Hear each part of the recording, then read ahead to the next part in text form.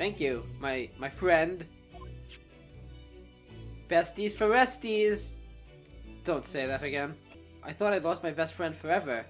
My BFF. Okay, knock it off.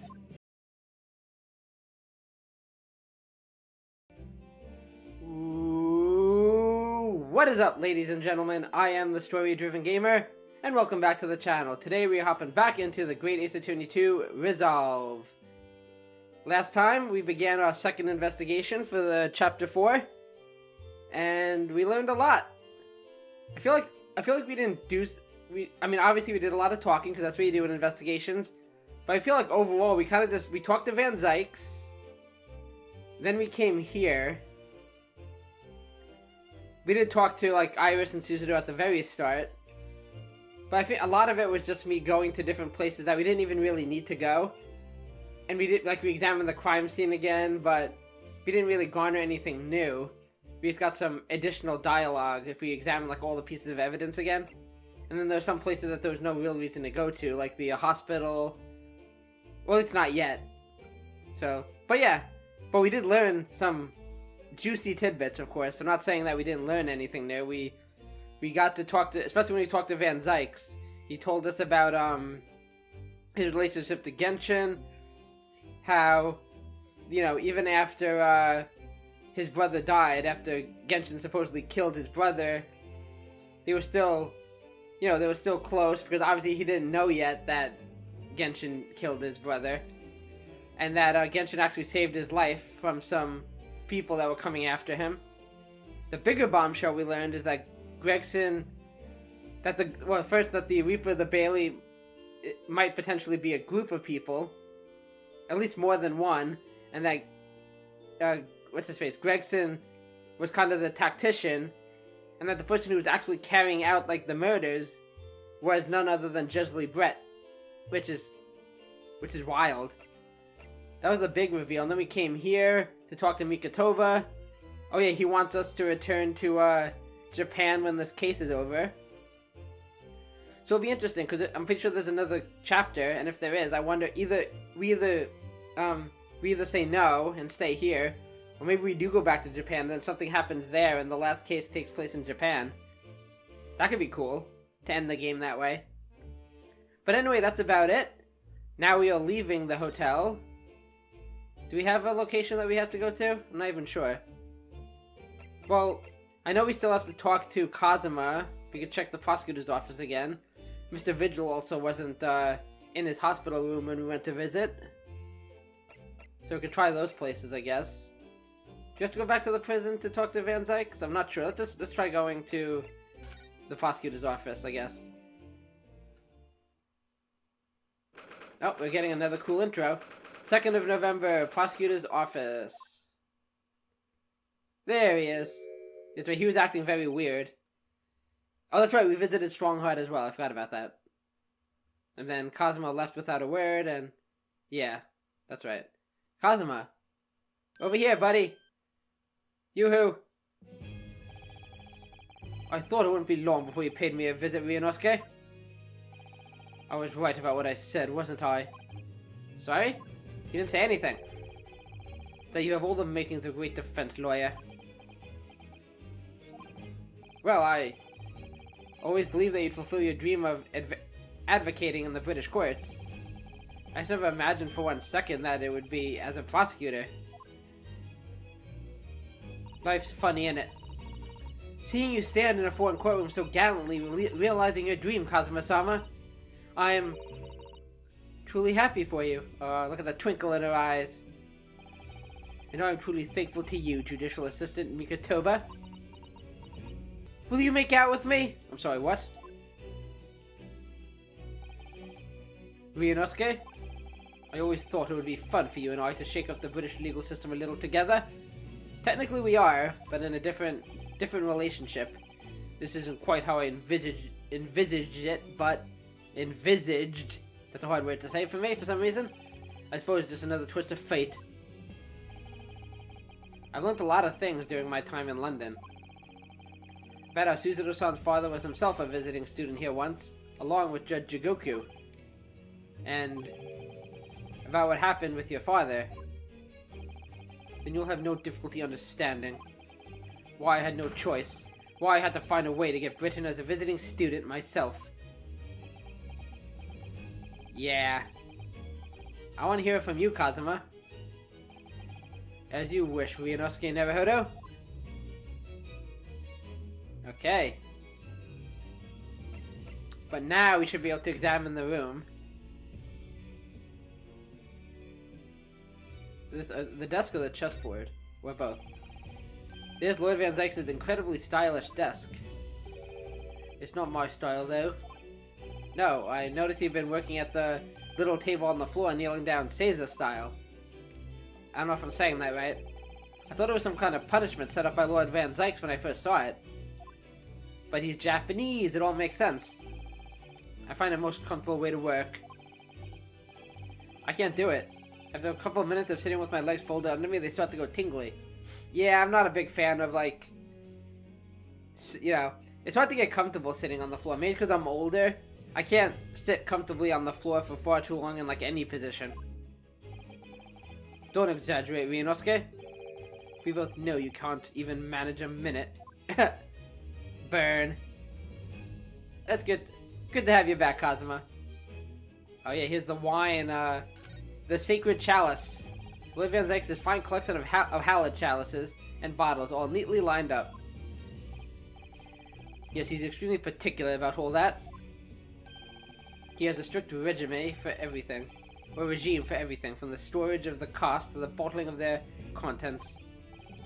Gosh, he must be having a really tough time of it being his apprentice. Actually, no. Oh? He's so particular about it all, he refuses to let anybody else touch any of it. Makes sense. So it's been quite easy for me, in fact. Talk about weird. Weirdo! I mean, he literally, like, breaks, like, 10 of these, per trial, so... You shouldn't be too concerned if you accidentally break one or two. Oh, this is different, I think. Didn't there used to be, like, a... Oh, this is a model of the crime scene. I think the last time we were here, there was, like, it was like a model of the Great Exhibition stage. That's cool. Let's save that for last, maybe? A little later. Now, why do you have this picture of Xehanort on your wall? Do you know who the man in the portrait is? It is Xehanort. Why would I? What? But you're Lord Van Zyk's apprentice.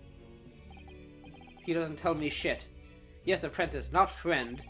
And during the time I was suffering from amnesia, I didn't even notice that picture. Really? Kinda hard to miss. I mean, it's not the smallest picture. I won't have first idea what the man decorates his office with. I don't think it's supposed to be his brother, is it? Yeah, let's just look at this. That is disturbing. But what the... What the what? It's a scale model of the crime scene. You even got a little gun, even the little policeman key is there. The red hair.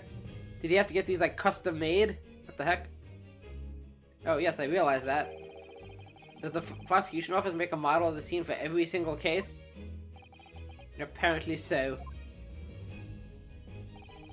Sometimes it helps to visualize things better and notice things you hadn't spotted before. Actually, the miniature notice board is my work. Be honest, you enjoyed making that. Yes, it was a blast. Okay. Here, we can't look at his desk. But we can look at the... What's that? This? Oh, the bats. I forgot about these. Ah! Like a Scooby-Doo. Scooby-Doo, entrance. Wah! You disturbed the bats, did you? Fitting companion to Lord Van Zyk, wouldn't you say? And Batman. Oh, is Lord Van Zyk Batman? Actually. I've seen things flying in Lord Strongheart's office, too. Doves, I think? Yeah, really, what's with you guys and birds? Perhaps you have to like birds to attain rank in the judiciary here. Although bats aren't birds, of course. They're close enough, they fly. They got wings. How about a sparrow for you? What's that supposed to mean? Oh, nothing. Sorry. Just thinking out loud. Alrighty. This is wine, right? Cast floor to ceiling, just like the last time we were here. Hallowed barrels, I suppose? No, they're just barrels. They're arranged according to vintage, flavor, and region. Every week, they're all taken out and put back in water. What? Every week? It seems like a lot of work. Lord Van Zug can't seem to settle on the perfect way of arranging them, you see? Vintage, flavor, and region don't neatly coincide. That's the trouble. Gosh, being an apprentice must be a real challenge. Actually, no. Oh, you said that about the glasses too. Oh? He considers the task too important to entrust to anybody else, so he does it entirely on his own. So he's a barrel of laughs here, here and in court then. Funny, Ryunosuke. So what exactly did you do as his apprentice? I just sat here reading comic books. Okay. Cool beams. I think that's it. Kazuma, buddy! Would you like to look at my, or I guess your armband? Kazuma, this is your armband. Actually, I think it's yours now. Sorry? You're the defense lawyer. You have a talent for it. I've always known that you would. And now, you've chosen to take that path in life. As your friend, I couldn't be happier for you. Or more proud. You just have to legally change your name to Kazuma. So you keep hold of that. Besides, I'm a prosecutor now. That armband would have no meaning for me. Well, if you're sure. Thank you, my friend. Besties for resties. Don't say that again. Okay. I feel like I'm cheating. I call Van Zykes is my bestie. But Ryunosuke is my old bestie. Who's my actual bestie? They can't both be my bestie. One's a bestie, the other's just a friend. Okay. Your disappearance, your father Genshin impact, and the Reaper's trial. Talk about your father. Ever since I first met you at Yume, you talked about your dream. Look at his cool headband. Mark my words, Ryunosuke, I'll be chosen as a visiting student and make my way to Great Britain someday.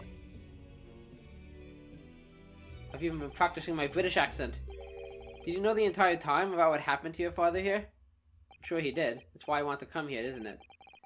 16 years ago. Look at that! Oh, baby Kazuma!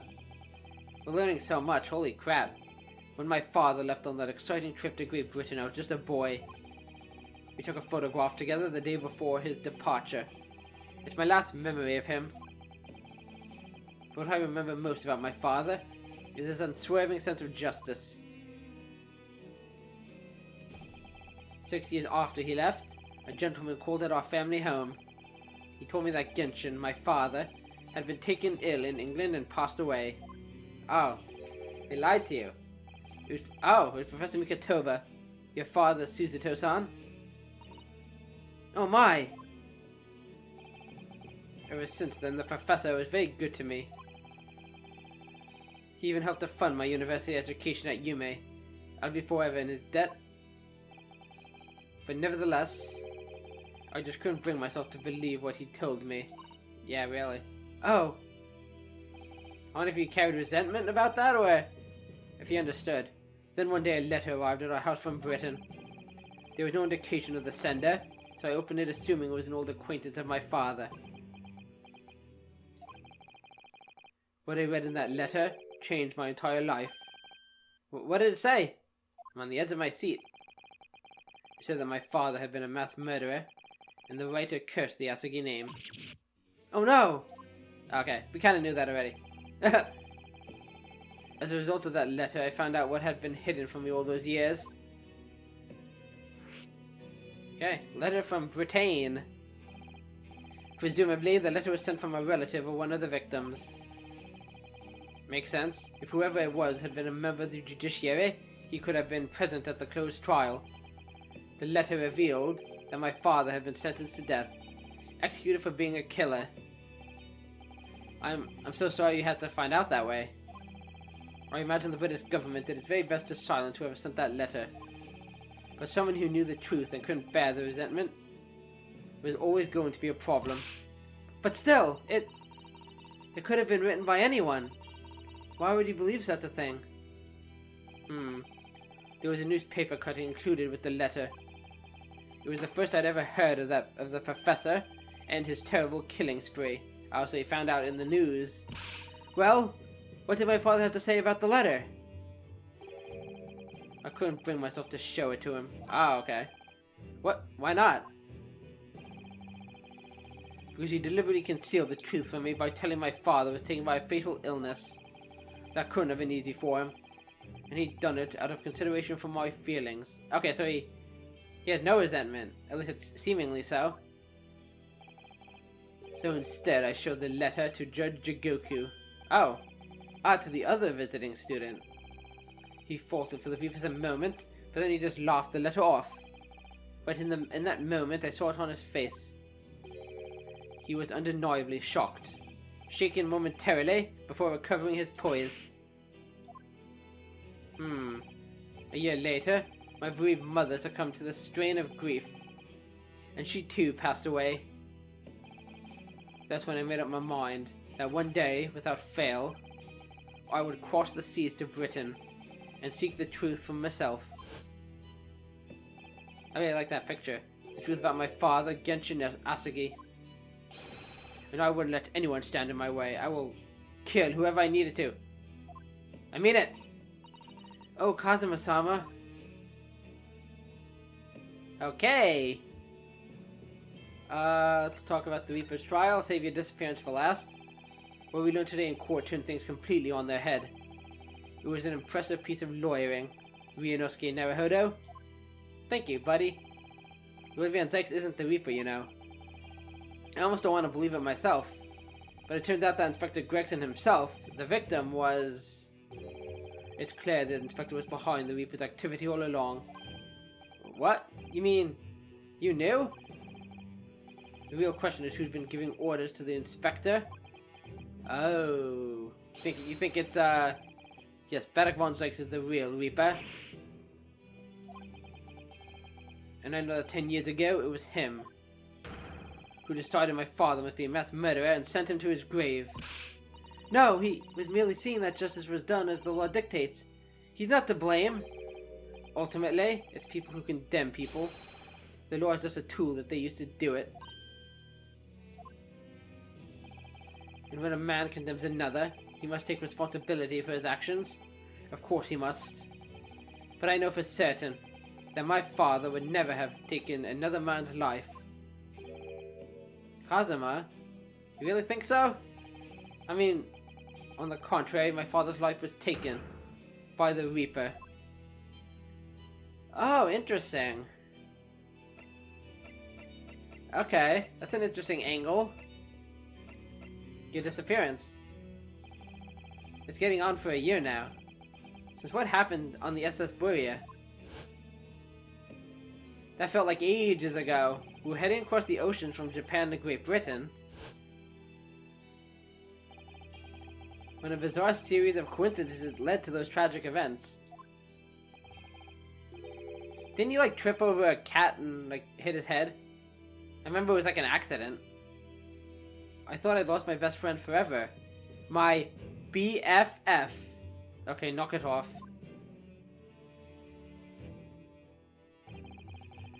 I must have been unconscious for a long time. When I awoke, I was lying on a bed.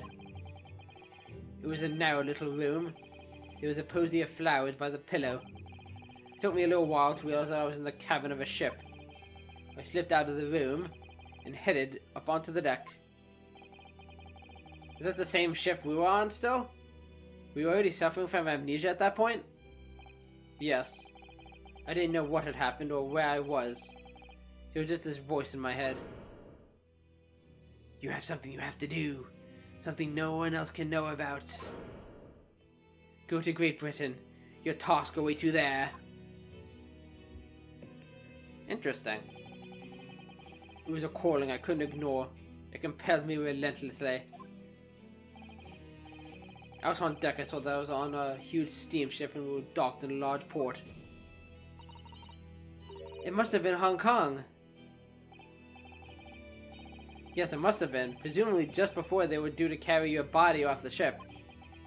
I had no idea of the situation, but I did have the feeling that this was in some way my last chance.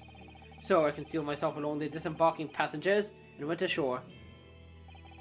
Then I disappeared into the crowded streets of that foreign port city, so I could plan my onward journey to Great Britain. So you made it eventually. Okay, your journey to Britain. Just under a year ago, with all my past memories lost to me, I was left behind in Hong Kong. Everything was foreign to me. The sights, the sounds, the smells. My head reeled. I was truly at a loss. I realized now that I'd escaped as a dead man, with nothing but the clothes on my back, no money, of course. Oh, how terrifying for you. Yeah, I would hate to be stranded in a completely unfamiliar country. Luckily though, I had 2 feathers in my cap, like Yankee Doodle. One being a knowledge of English, I suppose? That's right. And on the back of that, I was able to pick up some work as a deckhand on a cargo ship. Eventually, after calling at countless ports, I finally arrived at Dover. Okay. That must have been some 3 months ago now. Okay, not that long ago. Your formidable tenacity of purpose showing itself again.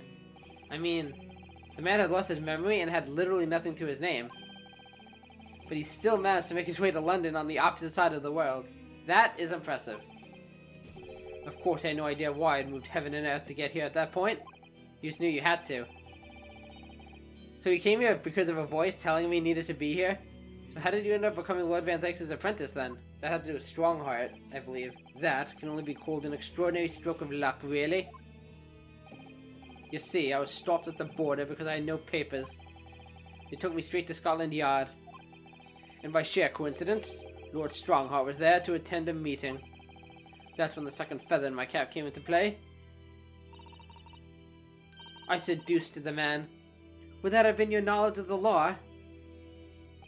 Yes, exactly. Lord Strongheart was curious about an Easterner with intimate knowledge of British law. He took me back with him to the Supreme Court and assigned me to the prosecutor's office. It's as easy as that, huh? Well, you seem to know a thing or two about British law. Here you go. Here's your badge. Don't I need to go to school? Nonsense! And then 9 days ago... Ah, that's a cool shot. You finally got your memory back after the trial involving Drebber. Drebber, Enoch. Yes, I did. Oh, that's it? Okay, do I have to show him something, or... Usually there's some kind of... Do I have anything that I'd want to show him? Cosmo? What do you make of this? There's only one place where defense lawyers and prosecutors should discuss evidence, the courtroom. So it seems you're still confused by the situation. That's what I make of it. I get the feeling my friend's always going to have the edge over me, isn't he? Based on that statement, presenting anything to him might not help. The Reaper. At last I get to take my revenge. Kazuma? Lord Van Zykes isn't responsible for your father's death, and he's not the Reaper. He's the defendant and deserving of a fair trial. You mean, like the one my father had? It's a closed trial now too. The conditions are exactly as they were 10 years ago. That's true. And even if it ruffles some feathers, I have a plan to show that man for what he really is. He's really taking matters into his own hands. Kazuma? I'll come back later if I need to. Let's go see if Vigil is back. Mr. Vigil. There we go. 2nd of November. St. Sinners Hospital. Ward 3. This is the ward where Mr. Vigil was brought, apparently. To be frank, I'm a little worried about seeing him again. He was a weird one. Ah, the lawyer. Hello again. Again, I feel like the voice I gave him when he was disguised as a Hugh Boone just doesn't quite fit anymore, but Are you feeling better now, Mr. Vigil? Yes, thank you. Somewhat better. So I just give him like a really depressed sounding voice. Eeyore. I'm so sorry to have caused you to, because of me. If I hadn't exposed your secret and forced you to remember things you'd obviously tried to forget.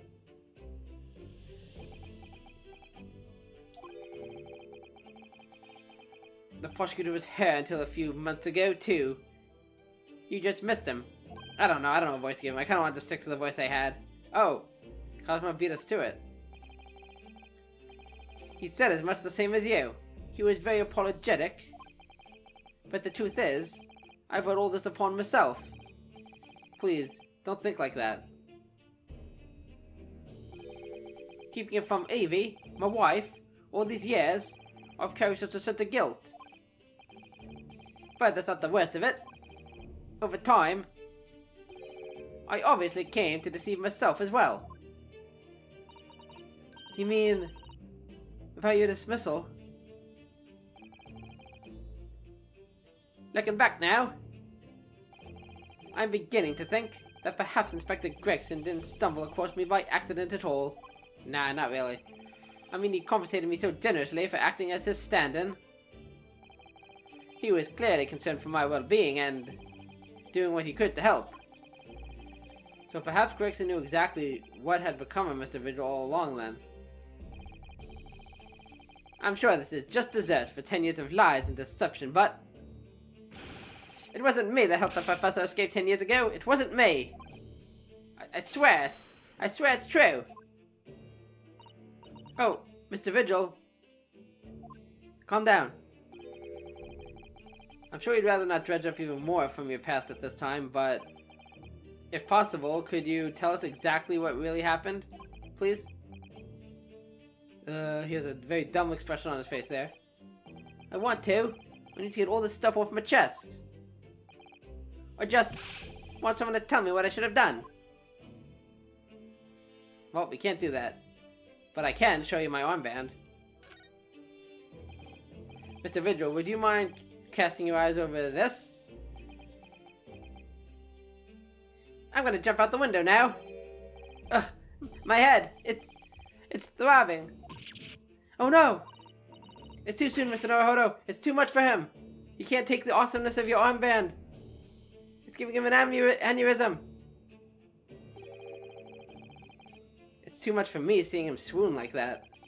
Maybe I should lay off the evidence for a while. Okay, so I guess no evidence for you. Now, if I examine the room now that he's here, is there new dialogue or... I don't think so. Nah, bruh. Okay. Let us talk.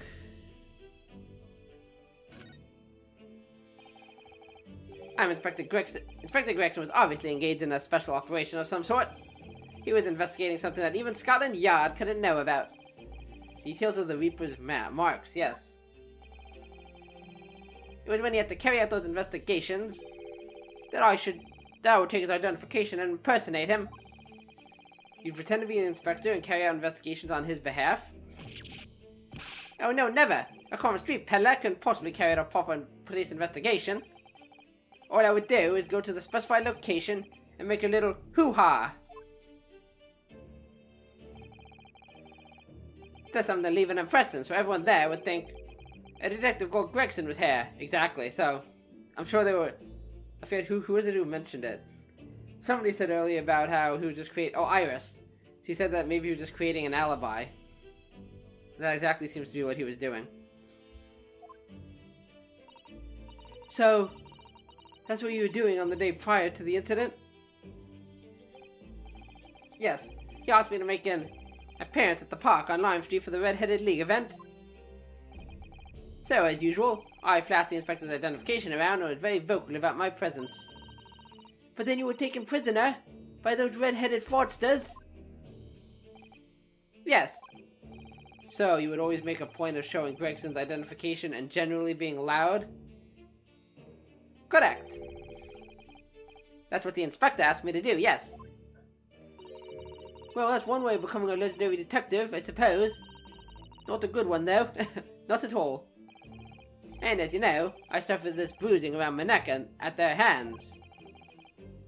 But the following day, they kept their word and released me. Without returning the inspector's identification to you, however. We had arranged to meet in the Fresno Street room at the 5 that day so I could report back to the inspector. But at the agreed time, that's when I heard the gunshot. Ah. Okay. Prison escape. It was at midnight on 17th of June 10 years ago. That was the last time scheduled for the execution. But the professor's execution never actually took place, did it? Or rather, the execution itself must have been used to effect the plan of escape. I hardly dare to imagine what a chilling plan it was. Barclay was renowned for being the highest security prison in the country. Everything that went in or out of the place was searched multiple times. But there was one notable exception. Which was, or rather one notable loophole. Something that was never questioned. I have a feeling I know what that loophole was now. The coffins into which the bodies of the executed convicts were placed, correct? Yes. Once the coroner confirmed the death of a condemned convict, the body was taken in its coffin for immediate burial in Lowgate Cemetery just behind the prison. Chief Warder first had to sign the necessary papers. The Chief Warder. And after that, no member of staff was permitted to touch the coffin containing the body again. When the execution took place, only the executioner and the coroner were permitted inside the chamber. Wait, I know he was a warder, Mr. Vigil here, but is, this guy, is he considered the chief warder? Oh no, he's the governor of Barclay Prison, okay. And then the chief warder was Mr. Vigil, okay. Did I read this? When execution took place, only the executioner and the coroner were permitted inside the chamber. Yeah, I think I read that. I would wait in the adjacent room for word that the condemned convict was dead. On that occasion, once I had that confirmation, I went into the mortuary to find a lone coffin as usual. The procedure was that I would sign the paperwork, having checked the coffin, then nail it shut. But for some reason that day, the coffin was already nailed shut. Oh, so somebody did that already? No! I didn't think anything of it at the time. I assumed that my deputy must have checked the coffin and nailed it shut before I arrived. Maybe at that point he was already not in there. So you mean the coffin contained... Yes, I can only imagine that Atsugi, having escaped his execution somehow, was alive inside the coffin. Oh, okay. Or what if he wasn't? The coffin was then taken out through the main gate and deposited in Lowgate Cemetery. Actually, no, that would make sense, because we witnessed... That would play into the whole, you know, him rising from his grave thing. Presumably, there wouldn't have been enough air inside to breathe for long. So in the early hours following the burial, somebody dug up the coffin again to set Genshin free. Oh. But in the end, he was fatally shot in the graveyard anyway. What on earth really happened in Lowgate Cemetery that night, I wonder?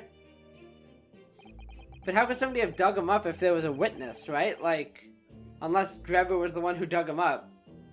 I'm afraid I really don't know. All I can say with certainty are two things. Atsugi couldn't possibly have escaped that way without help from somebody working in the prison. And that somebody was not me. Okay, interesting.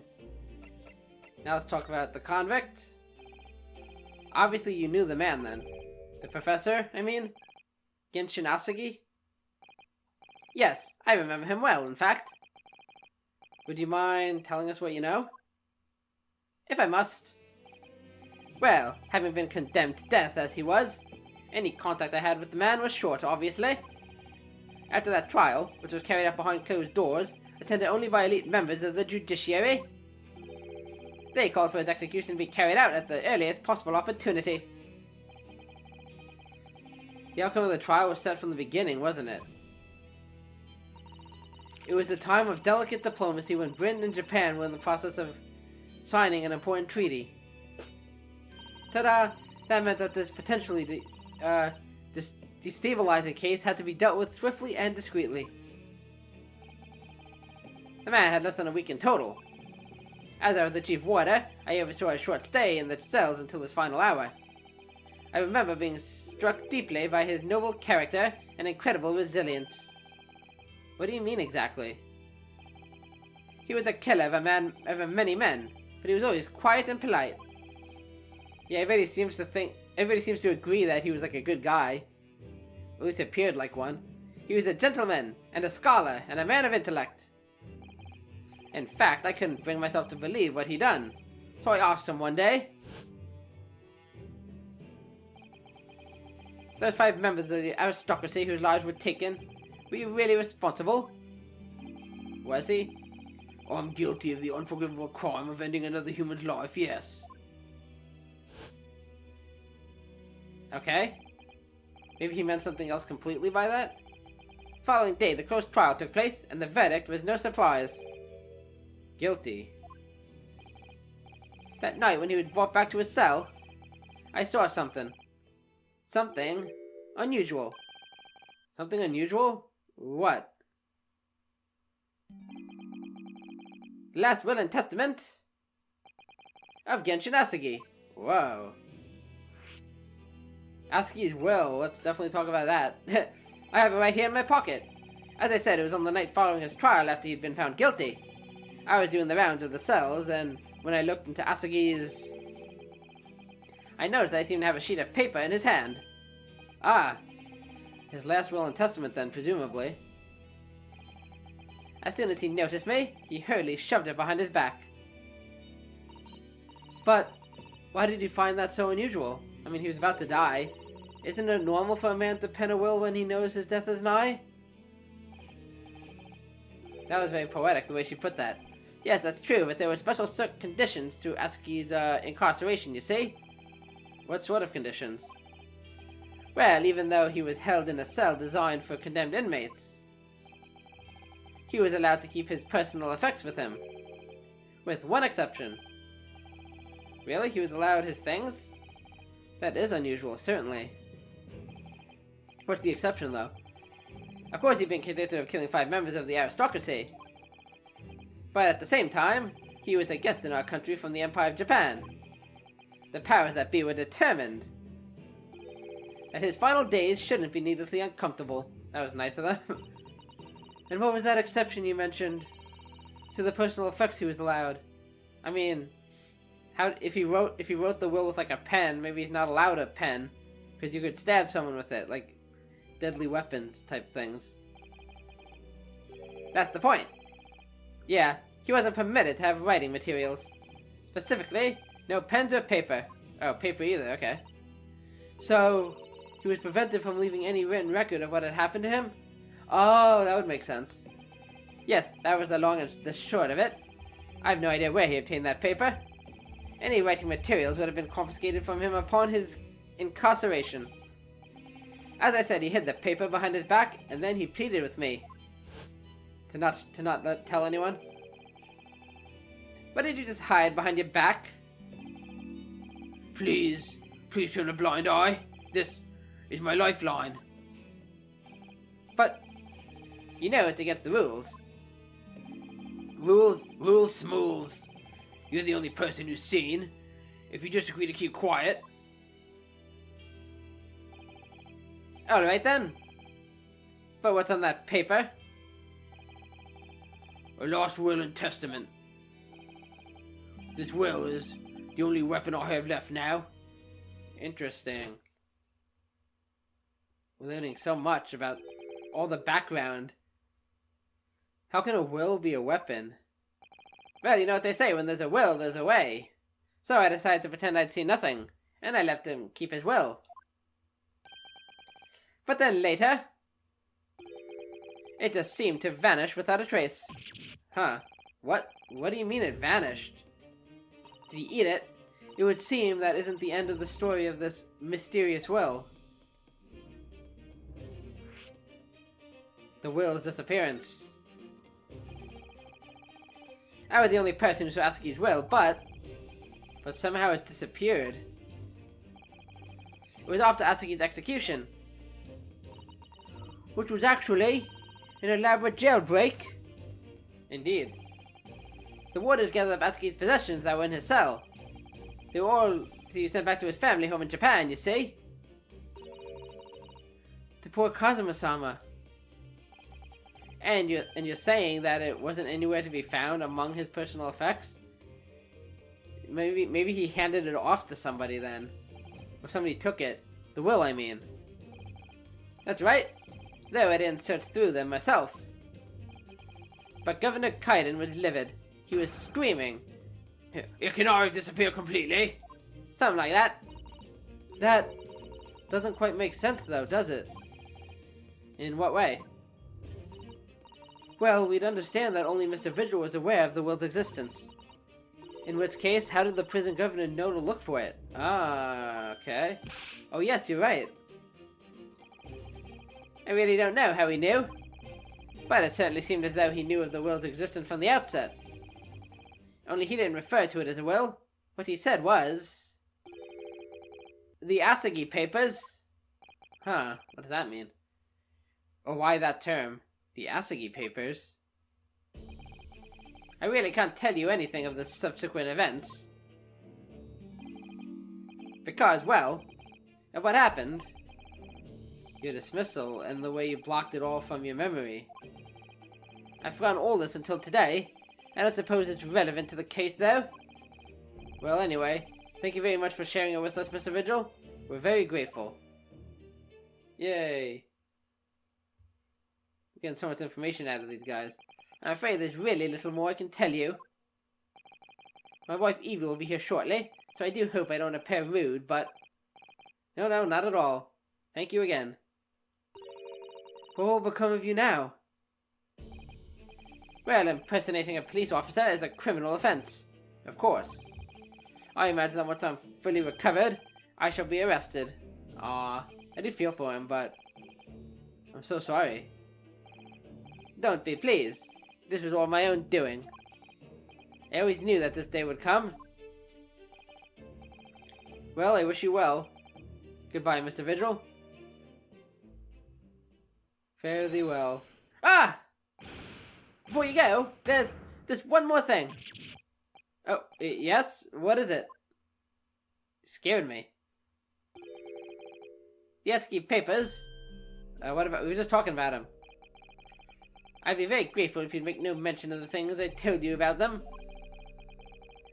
Presumably for some good reason, I assume? I hope? It's my understanding that their very existence is a closely guarded secret. If it became known that I'd remembered, well, they'd kill me. It could be rather troublesome, I think. I wonder if they'd try and silence him. I understand. Interesting. There must be something very damning in that will, and that's maybe bad for the judiciary or something. Some sort of will that Genshin Asagi penned just before his death, which the man himself claimed was his last weapon. I wonder... Perhaps it has something to do with his plan to escape. If there's anyone who might know more about a document that Cosmo's father left behind, it would be Mr. Vigil's governor. Then we know precisely where we must go. Back to Barclay Prison. Look at him. You okay, buddy? Well, at least he seems to be on the mend. You know, his disguise as Mr. Gossip was really quite masterful, wasn't it? His lip disturbed me, though. I can't remember anything about it except for the floppy lip. I imagine not even his wife would have recognized him, or gone out with him. Perhaps, but did you really have to take it quite so far? Okay. I know there's a window right there. There's many windows in this room. Do not jump out of any of them. Okay, bye. Okay, we're visiting every location here. This is where we want to go, right? Yeah, you get to voice this guy that I don't know how to voice. 2nd of November, Barclay Prison, Governor's Office. There he is. Clayton. Oh no, it's just Caden. Ouch, back again, are you? Yes? Hello? I've heard all about your investigations. I read the report just now. You found him, eh? Vigil. Yes, luckily. Well, anywho, the laddie does not work here no more. So your case is not to do with Barclay. I would not like you to get the wrong idea about that. Of course, yes. Mr. Vigil stopped working here 10 years ago now, so... Yes, we've seen his dismissal notice, haven't we? He was given the chop. Alright, Kimmer. You can very well. So how about a weak handcuff biscuit, eh? Oh, they really are like little handcuffs. And as hot as irons too. So, what you doing here today? Gosh, this guy's accent. Well, there's something else we'd like to ask you about, actually. Ask you about. Is that so? We believe there might have been a document that disappeared from Genshin Asuki's cell. I think it's been called the ASCII Papers or something. Wait, weren't we told not to tell anyone? Or mention them? Shut your mouth. Did I no say? Correction death had naught to do with things that might have happened at Barclay. Leave the past in the past, laddie. Let's not foodoo a boot with irrelevant details. The expression's changed completely. That's just my sexy face. I'm just combing my hair here. We're clearly onto something here.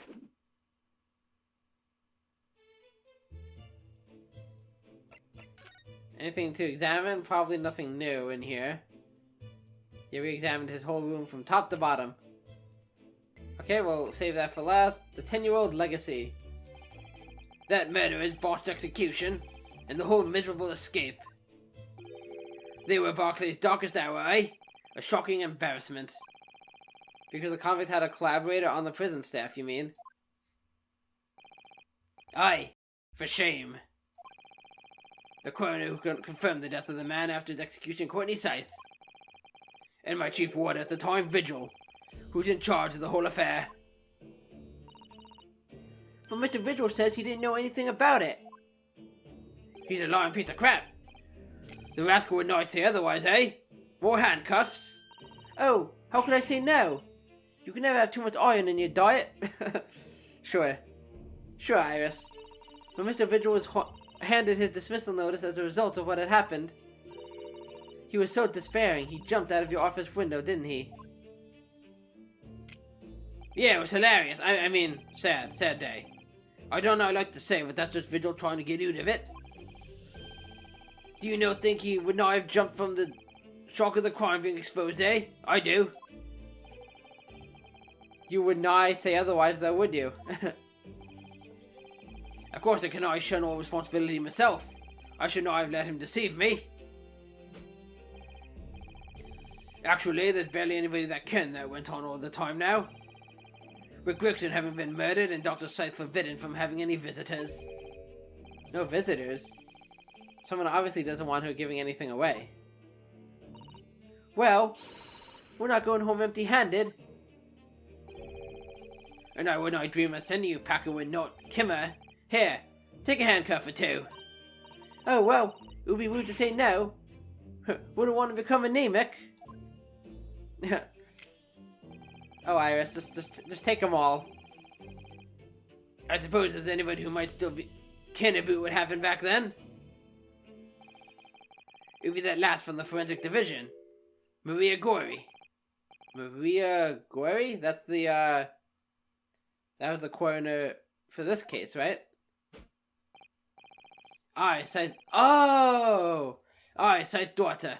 She did not have no more than just the one. But the wee bands followed her mam's footsteps. You did not ever see her without a scalpel in her hand. I completely forgot about her, to be honest. I remember we saw her briefly, and it was weird that we saw her, and then she didn't show up again. She was a freaky one. Mama, what is this? Ah, where did she spring from? And did she just call the doctor Mama? Dr. Sai's daughter, Maria Gori. We could do with talking to her. What a name, Gori. So, she's Dr. Sai's daughter, but her surname is Gori?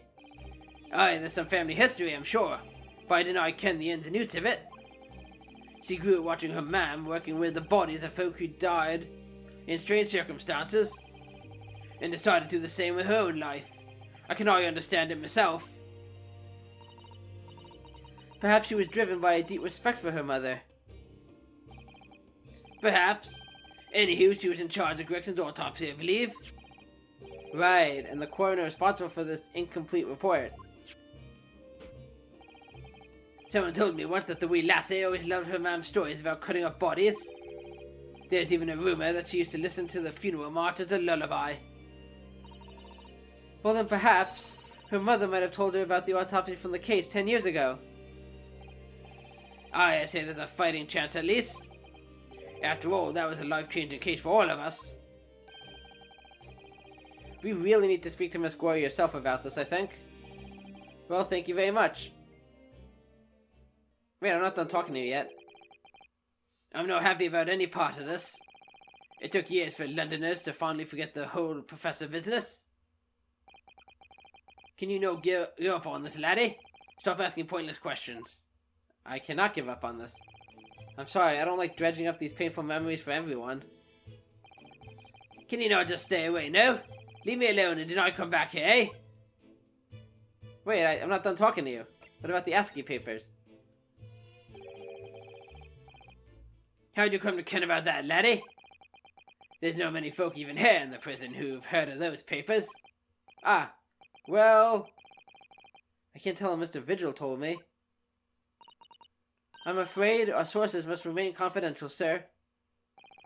Mr. Vigil told you, didn't he? Oh, damn it. Humph. You've been led to believe the papers are actually a last will and testament, is that right? The professor's, or rather Genshin Asagi's.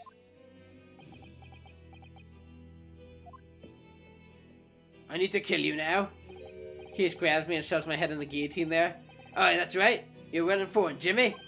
It's Ryunosuke, actually. Oh, was that the end of the silent treatment? But then after the convict's execution, it mysteriously vanished from his cell, didn't it? Hey, Vesno! You're off that half-cock there. I think you did not quite get your facts straight. It was there in the cell. Exactly where it should have been. Oh. Not what we heard elsewhere. Oh, is he getting something for me? Let me just have a wee hook around in here. I'm sure I can find it. Aye, here you are. See? The last will and testament of Genshin Asagi. Written with a calligraphy brush. Of course I cannot read a word of those Japanese squiggles. But I mind it says he leaves all his worldly possessions to his son back in his homeland. Yes, that's correct. That's the gist of it. So these are the Asagi papers? Aye, of course they are. Papers written by Asagi, no doubt about it. There's no mystery here, laddie. That's your lot. After all this stramish or that slicer of an execution, can you speak English, sir? We sent the mad physician back to this clan in Japan, and that was the end of it. I think we ought to make a record of this, Mr. Naruhodo. Just in case. Okay. The last will and testament of Genshin Asagi that Mr. Vigil claimed disappeared after the convict's execution. Apparently Mr. Asagi described it as the only weapon I have left. One thing before you go on your way, Mr. Naruhodo. Oh, yes? Those papers are not to do with Gregson's death. I'd prefer it if you did not make no mention of them outside of this office. Or rather, I would not just prefer it. Consider it an order from the highest levels of our government. Oh gosh. I understand. It's weird, like, why is he like, just willingly sharing so much information with us? Like, confidential information with us. If he doesn't want us, using it, or he wants us to keep it top secret. I guess we're done with him? Let me just see if he has anything more to say about this if I, like, present it. Oh, actually, let's look at it first. I, Genshin Asuki, hereby request that upon my death, any and all material possessions and wealth belonging to me in London be delivered to my son, Kazuma Asuki, in the Empire of Japan. Cool. It is with deep sadness that I accept my fate in this foreign land, in the knowledge that I will never see my homeland or family again. But I regret nothing about my chosen path. So what about this could be used as a weapon? Not sure I understand. Okay, he doesn't care. He does not care. He's like, get out of my office. So can we go see Gori? Is that even an option?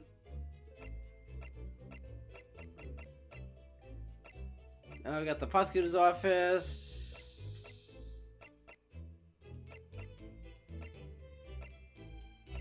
Yeah, I was gonna say, I don't see like, Gori's house or whatever. Okay, where should we go next? Alright, we can't present anything to him. I was gonna see if I could show him this will, but I don't know, I guess we just go to places.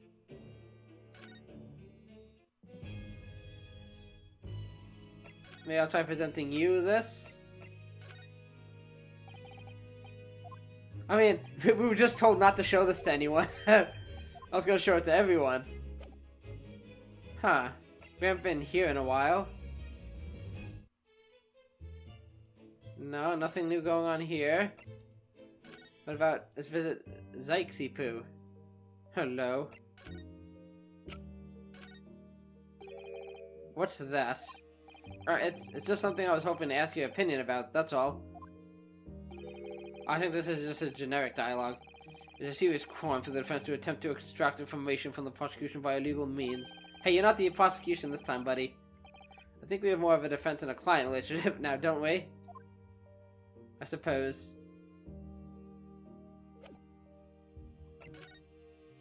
You just came from there.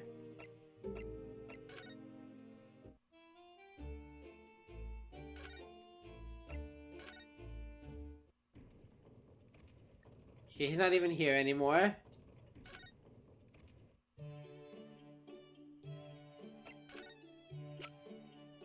But do you have anything to say about this? Alright, have a look at this. Why would I care about that, Runo? That's not right. I thought you were supposed to say objection, or the like when you present evidence. That's in court. No, that's only in court. That's not fair. If you want to say it, then I won't look. Now look. Yay, that was great. Right, next. Alright, I get the message. Someone's not in the mood for looking at things. But that was cute. I'm at a loss. I don't really know. Like, as far as the prisoner governor here, he only had 3 topics of conversation. I don't know if there's anything else. I don't know if there's anything else I can really extract from him. I don't even know if he wants to talk to me about anything. That's the thing I'm confused about. After talking to him, it said, like, we need to visit Gori. But we can't do that yet. Like, Mr. Vigil's still here, but he's just kind of hanging out in the background. He said Evie was coming, but I feel the only way to know for sure is just go to all the characters that are, like, available to talk and just go down my list of evidence and just present everything. There might be something I'm missing.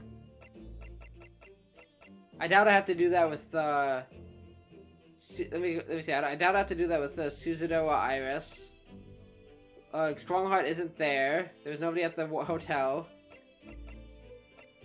So it would be the, Caden, Van Zykes,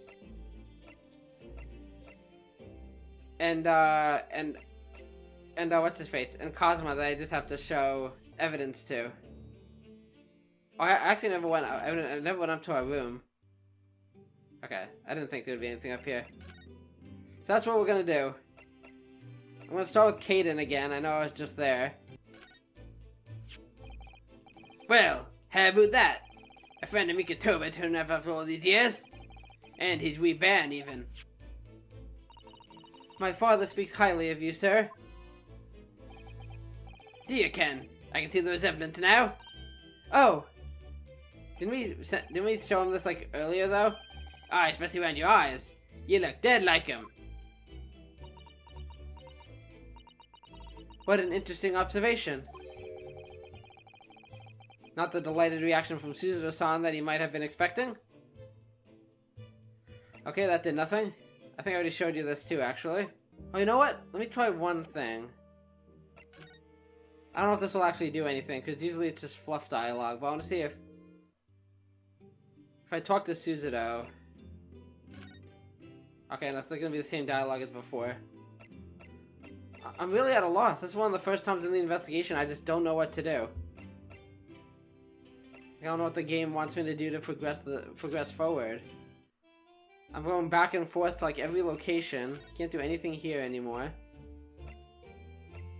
Like when we talked to frickin' Kaden, the game told me we need to talk to what's her face?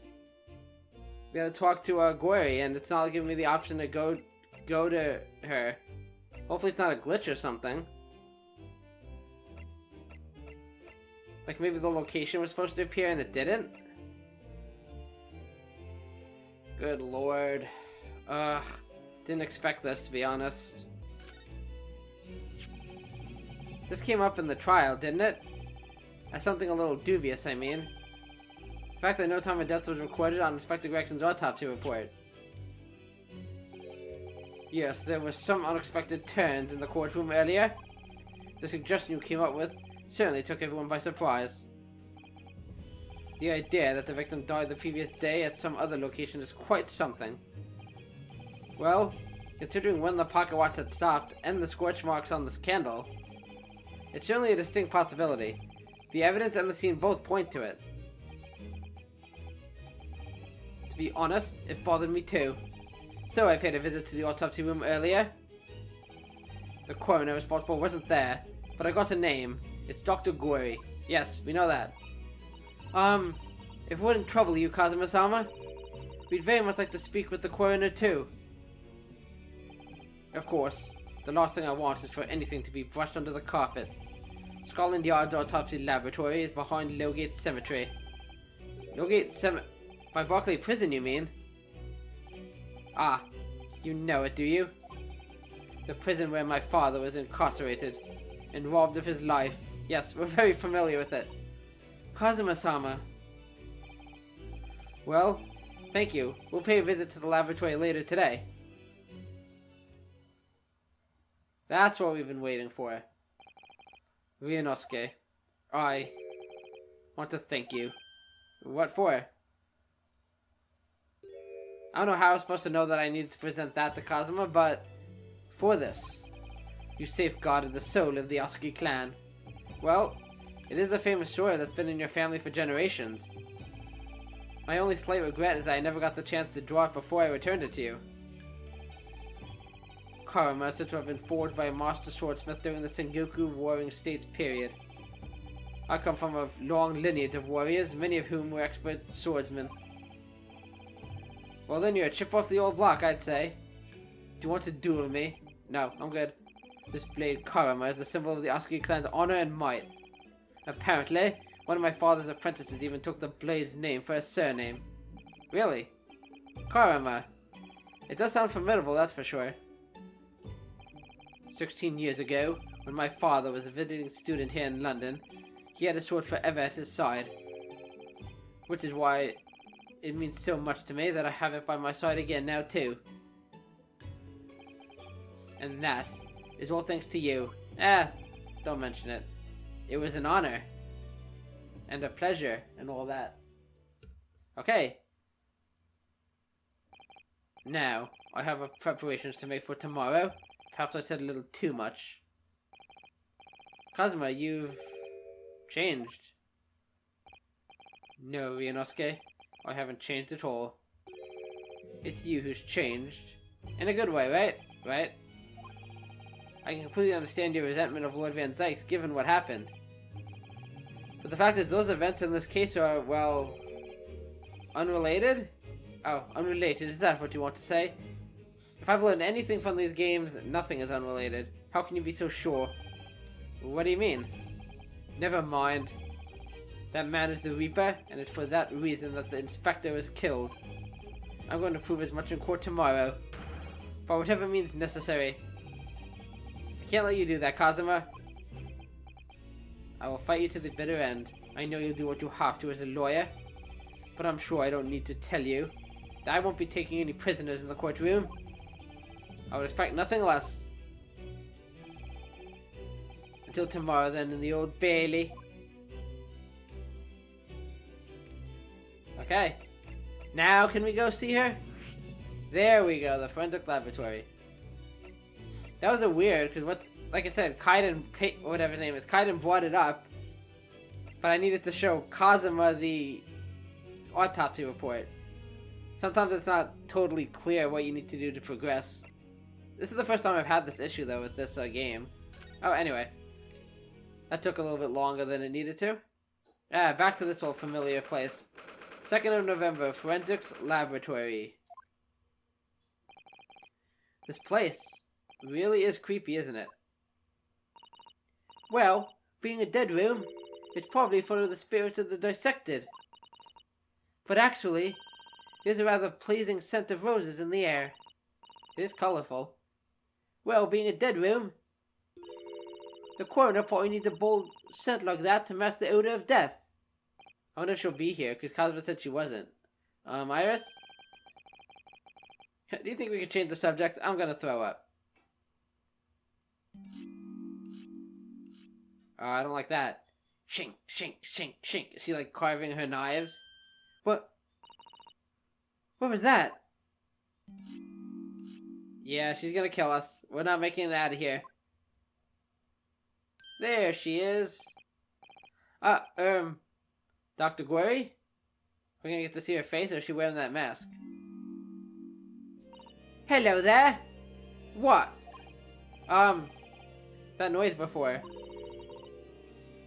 I was sharpening my tools. I'd be dead meat if I didn't keep a perfectly keen edge on them. Right.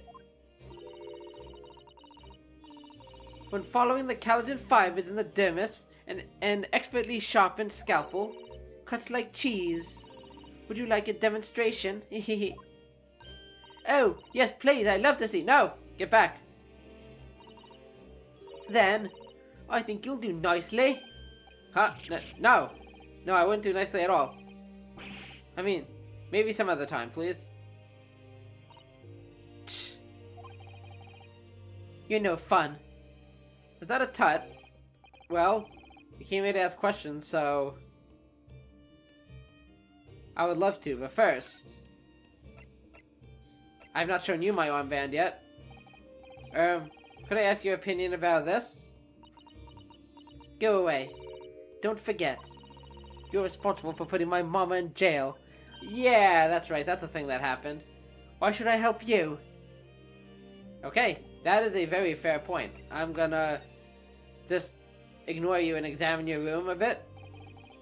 This looks different to before. I guess she's taken over. Of course, Mr. Naruhodo, Miss Gory is a young maiden. She has all sorts of charming little dolls and the like around her place of work. Look. Oh yes, you're right. Perhaps she's not so strange after all. See how I practice. Sorry? Oh, I don't want to know. Mom always said that operations and dissections require speed and accuracy. So I take out my needle and thread and stitch 3 new dolls every day. Ah, right. I used to make livers or kidneys or intestines. But Mama told me to make something more friendly instead. Back away, Suzuto. That's quite different to what I'd imagined. Sorry, look at the skeleton over here. Well, look at this. What a magnificent display case. The cherry wood has been polished to a high sheen, and the intricate carving is a joy to behold. Western cabinet makers really are very skilled, aren't they? It's 10 people. Pardon? It's made from the bones of 10 different people, all mixed together. I didn't need to know that. Some of my best work. I was admiring the case, actually. The scary skeleton inside is something I tend to ignore as best I can. You're no fun. You're a strange one, aren't you? I wonder who is the strangest. Definitely her. Okay. A table and a set of sharp tools. When you consider each in isolation, it all looks quite innocent. So why is it that when you put them side by side, they seem so horribly disturbing? It might be best not to ponder it too deeply. That's the Marvel dissection table. It's too high for me, though. It is? Doesn't look that high. If I fell from the height in my sleep, it would really hurt. What, you mean you sleep in here? Of course, where else would I sleep? Autopsy work is very involved. It's usually too late to think about going home when I'm finished. But I have bad dreams when I sleep here, and I always end up falling onto the floor. So I'd like to exchange that table for a lower one. Or you can maybe not sleep here. Maybe you should just go home? Here's an idea. Do I want to know what's in these jars? Those large jars seem to have pale things floating around inside them. I suppose they're fruit liquors or something, right? Or like the pickled umeboshi plums we make back home. Yes, let's assume there's something completely innocent like that, yes. No, don't say anything. Oh, that jar you're looking up there contains monkey brains. Oh my. The composition is similar to the human brain, so they make for interesting study material. And in the next jar along, we have monkey... No. No more monkey anythings, please. If you say so. Oh dear. The time when I still thought it was just some pickled umeboshi plums seems so long ago already. Yeah. Maybe we should stop examining things. Oh, except... I was going to until I see there's more jars up here. Including a skeleton in a bottle, or a skull in a bottle. Look at all the bottles on the shelves in these cabinets. What an assortment of chemicals. These ones here are labeled highly toxic. Ugh, that's worrying. Because there are also things that look like salt and pepper shakers in there. Don't get them confused. Oh yes, and they actually say salt and pepper on them. The doctor probably spends a lot of time in this room, I suppose. Perhaps she has meals here sometimes. Life goes on, even when you're surrounded by death. Okay, and lastly, I think this taxidermy owl thing. That looks like an owl and a crow up there. I know.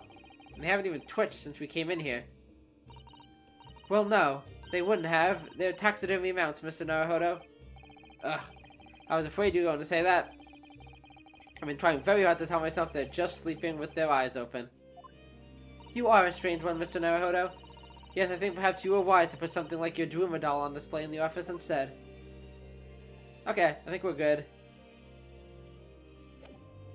Let us finally talk to you. The time of death, why did you leave that out? We have actually met before. I'm a lawyer, if you remember. I'm gonna kill you! You're not dead yet? No. What? So Mama said I wasn't to cut you open. She's so strict about things like that. Well, good. I'm glad. Dr. Scythe has some scruples, at least. Oh dear. It looks like she's not interested in talking to us. For the time being, anyway. For the time being? You mean... until we die? I hope that's a way off. You better talk to me. You know how long it took me to figure out how to get over here? Sorry, but I wasn't planning on dying anytime soon. Surely there's some less drastic way of making her listen. Okay, we gotta show her something, I guess. I guess the autopsy report, maybe? Dr. Gory, we actually came here to ask you about this. Now we got her attention. He was very good. Good. Sorry? His skin didn't snag my blade once, and very little mess. His joint dislocated easily, and his muscle tissue was a pleasure to work with. Well, we can skip those details. But there's one thing about the report that's caught my attention. You don't seem to have recorded a time of death. Oh. Or is that an accident? That's not my fault. Oh, she's kind of cute. In a creepy sort of way. Oh, that made me jump. Then please, tell us what happened. Okay, now we can talk to her about the time of death. So, why doesn't the autopsy report include the victim's time of death then? It's really the most crucial detail. Oh, and the mask is back on. I was told not to write it. What? By whom? Strongheart? Your mom? Male Strongheart, the Lord Chief Justice, he came here. Lord Strongheart came. He said that from the witness statements about the gunshot and the other evidence, it was obvious. The man clearly died at 5 p.m. on 1st of November when the gunshot was heard. But that's not the time of death you wrote on the report. You didn't write anything. Well, if you're saying it's obvious that it didn't need to be written, I'm feeling that's not the time of death at all. Was there some reason you didn't include it? Because he told her to, I guess. Dr. Guerry? If you're hiding something under Lord Strongheart's instructions, then sooner or later, you're going to go the same way as your mother. Huh. Was that a threat? Give it here, then. Huh? What's she scribbling so furiously? There. You've written... What's she written? Tell us! Okay, well, calm down. Indeterminate? That doesn't help us. But... according to the coroner, Dr. Guerry, an accurate estimation of the time of death is not possible. And why is that?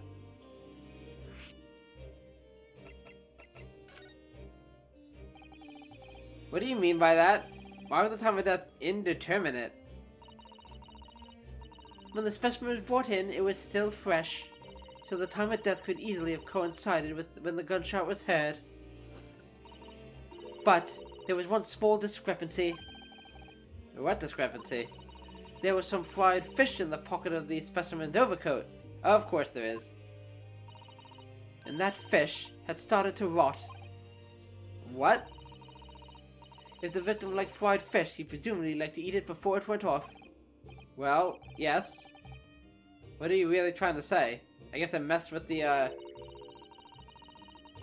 time of death, or being able to tell what it was.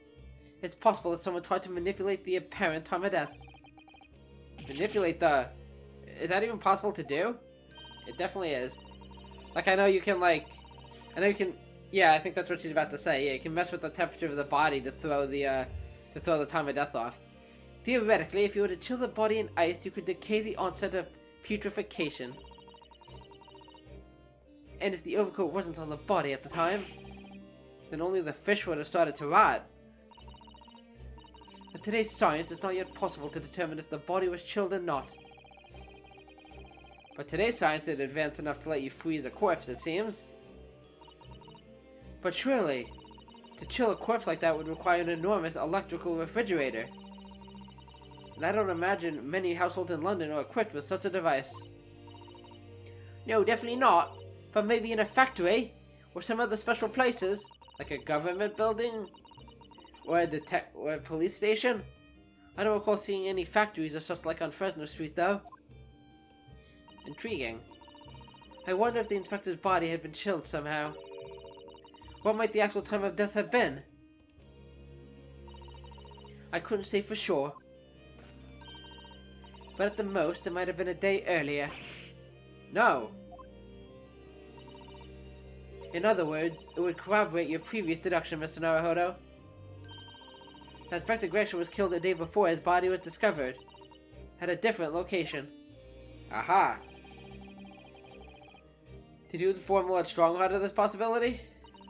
He simply said that there were no electrical refrigerators of that size in the vicinity. Okay, he's definitely covering something up. Oh yes, one other thing. It's something the governor of Berkeley Prison told us. He said that your mother, Dr. Scythe, was responsible for confirming the death of the professor after his execution. The professor. Apparently you always enjoyed listening to your mother's stories about her work, so... We were wondering if you might know something about what happened 10 years ago. Why would I? That's not all Mama did. Sorry? My Mama carried out the autopsy of Clint Van Zykes as well. What? Really? The brother of Lord Van Zykes? The professor's final victim? The idea of carrying out an autopsy on a member of the aristocracy was completely unthinkable back then. But the detective in charge of the investigation insisted, and it was miraculously authorized. That was Gregson, right? Who authorized it? Yep, that detective being Inspector Gregson, of course. Quite an accomplishment for one man. That autopsy provided the final clue needed to arrest the killer. And Mama was there for that historic event. What does all this mean? You know, that amazing autopsy happened right here in this very room. The Professor and Clint Van Zykes. They both spent their final moments before their burial on that dissection table there. So this lab, Mama's lab, was instrumental in some of the country's most important events. She really is proud of her mother. Yeah, enough to follow in her footsteps. I wonder if you tell us more about exactly what happened back then, Dr. Guerry?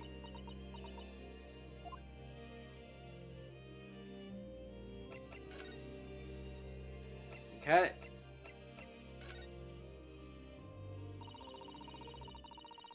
The Professor's execution was Mama's first big case. She had to be an attendant at Barclay Prison's execution chamber and sign the certificate to confirm the convict's death. Mama is the best coroner in the world, you know? I was so proud of her.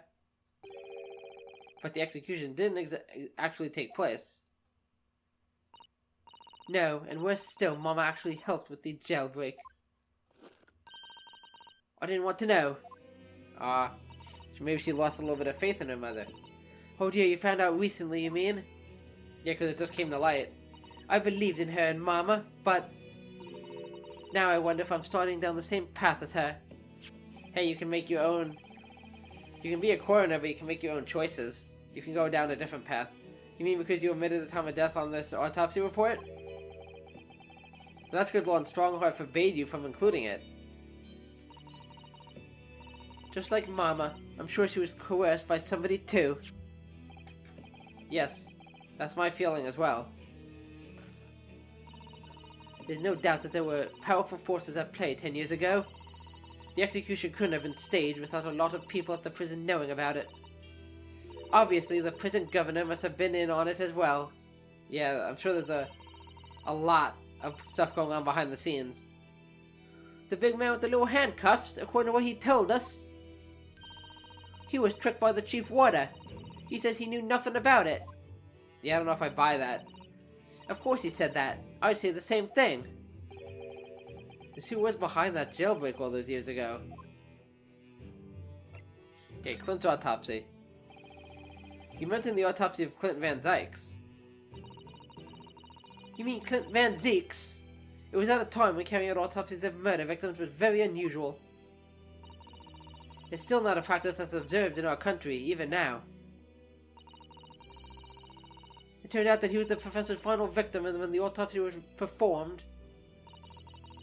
Mama was present, although only as a secondary assistant.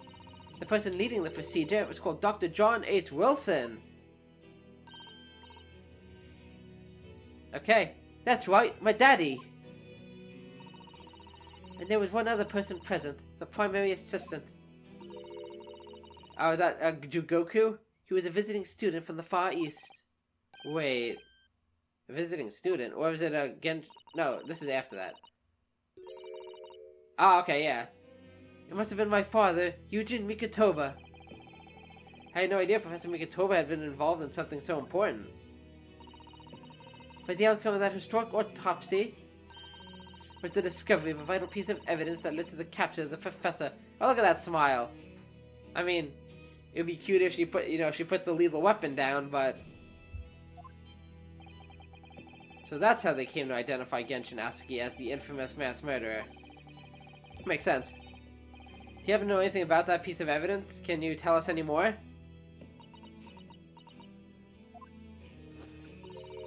Would you like to see the records for yourself? What? Would that be alright? What's the point of keeping records if people can't look at them? Fair enough. I'd like to see them. They're filed under V at the back of those cupboards, with the other records from last decade. Thank you. Let's see. Van Zeeks. Van Zooks. Van Zucks. Van Zykes. There he is.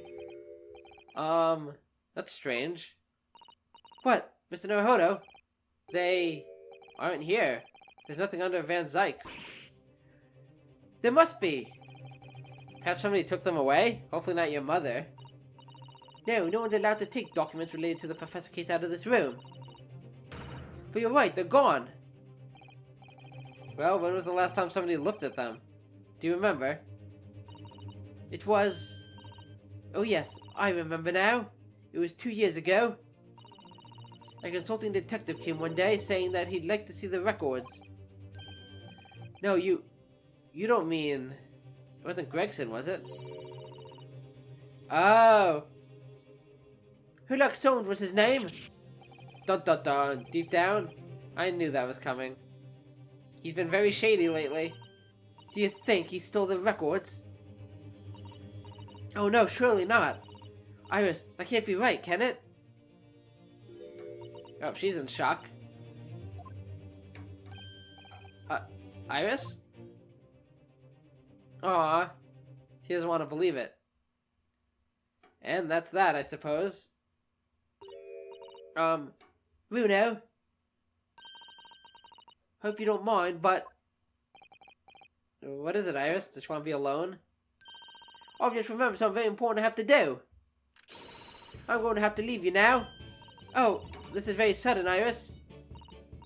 Well, we'll come with you then. Oh no, there's no need. You and Runo can take your time here. Oh, she's trying to put on a brave face. She probably wants to be alone, collect her thoughts. I don't know if she wants to confront Sholmes about it or not. Bye for now then. Good luck. And, just like the Flash. Wait a minute, little girl. Huh? May? I remember now. You've been here before, haven't you? Oh, was she with Sholmes? Have you, Iris? Yes, 2 years ago when that detective came. You were with him, weren't you? You were a living specimen then, too. That's the way it usually works, yes. Was I? I really don't remember. Teehee. Anyway, sorry, but I must dash. For real this time. Wait, Iris. I'll move a pot for you when you get home. Okay, well, she can't avoid us forever. What's the matter with her? She's behaving really strangely all of a sudden. She knows something. Who doesn't know something? Well, in that case, we won't keep you any longer either. It's been quite a while since I had any visitors. That was really fun. But next time you come, I prefer it if you were ready for dissection. I'm good. I can't make any promises, sorry. Creepy girl. It's a bit strange that the records of Clint Van Zykes' autopsy have disappeared. But I think we've asked all we came to ask now.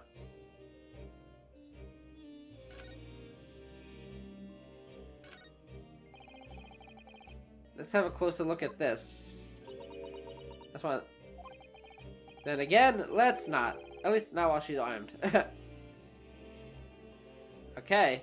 Boy, I don't know how much is left of this investigation, but I was hoping I could finish it in 2 episodes, but it's getting kind of late.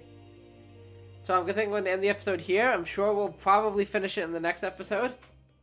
And depending on how much is left, I can then, start the trial if it ends up being a really short part, or if there's not much of the investigation left. But man, we're learning so much. It's hard to keep it straight in my head. So we knew Sholmes had been shady, but now, he's been stealing documents, it seems, and Iris was there, and she seems to know something. She doesn't want to tell us.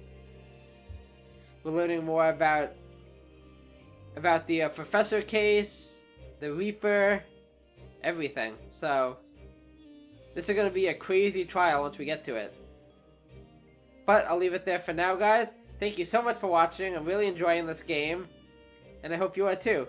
If you are, hit the like button and the notification bell, subscribe to the channel, and of course share the video on the channel with your friends, family, and loved ones. And I'll see you next time, so take care, and bye-bye.